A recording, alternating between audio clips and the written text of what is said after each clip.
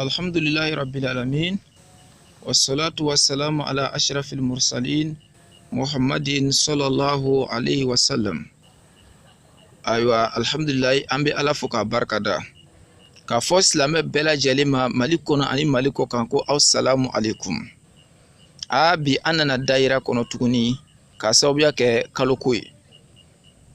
N balima silamɛw, kaloko a kɛla ko dɔ ye an bolo Mali kɔnɔ yan.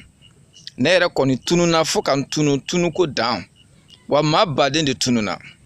Sisan kɔni an bɛna mun dɔrɔn de fɔ k'a ɲini an ka diinɛ ɲɛmɔgɔw fɛ, ministre de culte ani haut conseil ani imama, silamɛ tɔn ni se dɔɔni b'i ye ou bien i bɛ se ka kuma da b'i bolo, u k'a kɛ Ala yɛrɛ de kama, u ka bɔ ka ɲɛfɔli kɛ an ye ka an bilasira ko in na, sinon an tununa dɛ. Walima kuma min b'a la ka fɔ dugu kɔnɔ u tulo t'a la wa? N'u tulo t'a la, an b'u hakili jig'a la. Parce que n'i ye ne yɛrɛ ɲininka, n b'a fɔ n ko kalo de ye accident kɛ. Parce que ko in ne bɛ se k'a ɲɛfɔ cogo min dɔrɔn, o ye kalo ye accident kɛ. Kalo dɔ nana kalo dɔ ɲɔni ka bɔ yen ka jɔ o nɔ na. Ne bɛ se k'o de fɔ. Parce que misaliya la, kunun sɔgɔma o tun ye Mali 29 ye. 29 sɔgɔma dɔw ko k'u ye kalo ye, a bɛ maa caman bɔ, maa sigiyɔrɔma caman k'ulu ye kalo ye fajirida fɛ. 29 sɔgɔma maa caman k'ulu ye kalo ye, maa sigiyɔrɔma caman k'ulu ye kalo ye. A dɔw yɛrɛ ko k'ulu ye kalo fututa. Silamɛw don, an kan ka da u la, tiɲɛ don. O wulada kelen tuguni maa sigiyɔrɔ caman fana ko k'ulu fana ye kalo ye. Sigiyɔrɔma caman fana k'u ye kalo ye. Silamɛw don, an kan ka da nin bɛɛ la fana.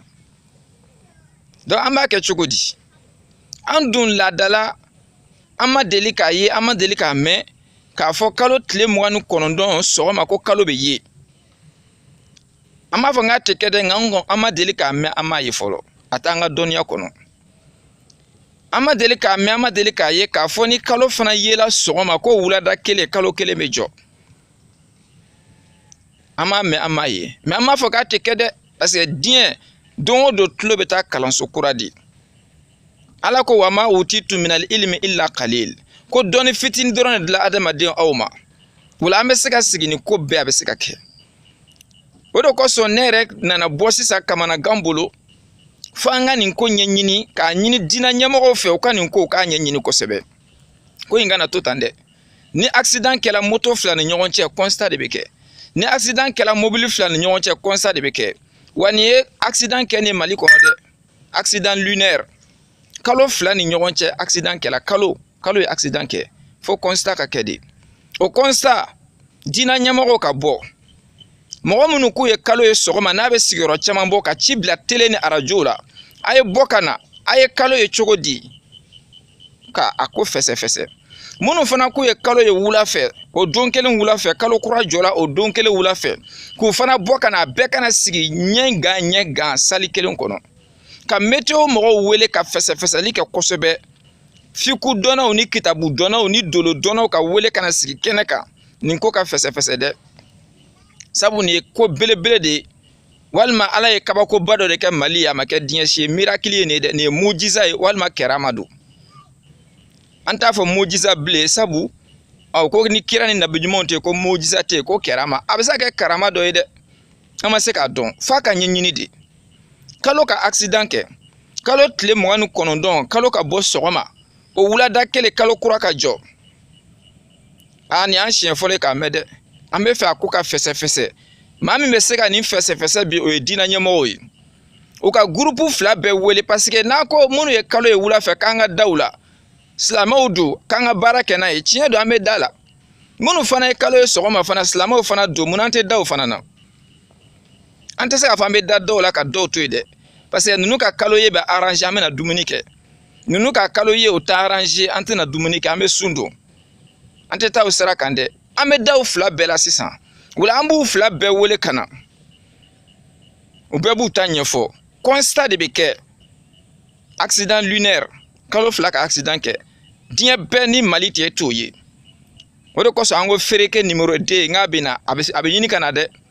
anta fo folo ko fereke numéro 2 ni nga abi nyini kana ke fereke numéro 2 na ko sege ka sege sa ame soro ka fo ko fereke numéro 2 parce que anya do fereke chama be serara kana me ala ka nga jamana kishama ula ame sega minfo ni wati na slamo ko yin an kamana gana ko yin ayi anjoro parce que kalo flaka accident ke abe fa ko de yira walma fando be nebe to ka fo nyina ayi kalo jate mina slamo ayi kalo fle slamo mali dina nyemo te son kalo flema to abu kalo de be ambulo au conseil la to abu kalo de be imama mo bolo be baraka nay to abu kalo de be mali dina ma be bolo ka baraka nay na mago nana jo ala ka kalo la ko ka se ko oye tumana ko re kalo ma dimi malian koro ka yira na chien fla o koni dodo no asoro munu ye kalo yi so ma nulu ta chien munu ya ye wula fe no fa na chien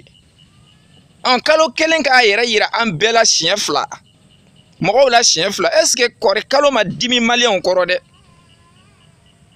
parce que ka fo ko ma mago tenena o tem fle au ka seratina na o mago jolanga tuma me aben fle on fana na aula trompe ka aula fili kalo shina ka bo fajiri da fe ki yira mago la o wula da kele ka tlaka na yira mago la ya famu ka anga joya yirana kambala ka prepara ko minke ale la fana ba tasara ana koro tede sino ningo ne ko ni kamana gana suwa sogma mago e galontige walma wula fa mago e galontige walma ya famu ufla beta ka ke chien walma chien be sogma bolo chien te wula fe bolo walma chien be wula fe bolo chien te sogma bolo no kon tian ka fo chien be karsa bolo chien te karsa bolo mena ko dina mo akana nin ko tutan aye ni fese de ni te jamana tabolo de ayu wele munu ko we kalo sogma we mali kono ya munu ku ya ye wula fo be mali kono ya ayu wele ka sigi debaka ke ka fese meteo mo fana ka nyininga abesega ke kalo be yetle mugani kono don sogma mais aunde kunte to ka yi anta jate minedi na ye ni sei on sait jamais donc point d'interrogation de be nyininga de be ni ko sugu kana fo atemena kanga ndaja kan do ba fo ni temena ka ba an sella ka ba an ndaja kan anto maide an nyini kelawde an chercherude ko mina kela na bena amanta fola mimma be amanta fola nama min famu amba sogobi fa ka nyedon de nin ko be chugodi wadi nindi anga barai fasalu ala dhikri in kuntum la ta'lamun na temin don aya dombo nyiniga malion anga bo aka ne nyefo anyana dina nyemo ayo bo aka ne nyefo anyana suro nera koni nyesella bi chiedo nesella bi chiedo mais nye bit le beke me jetimine na be miri la nkungolo chauffeur ka kungolo kala ya ka kungolo wushu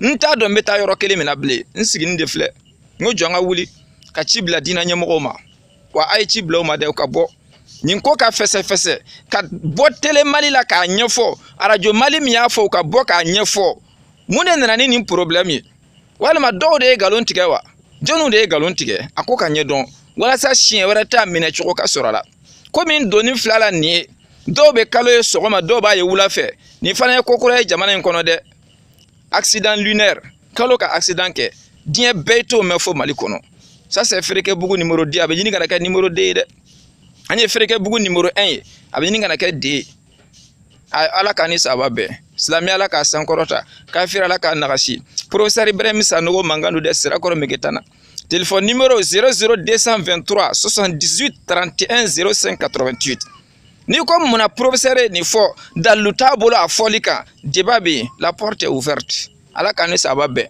en kelente doni baye mais ni nana ana fla fo nyogonye ala kanisa ababe wassalamu alaikum.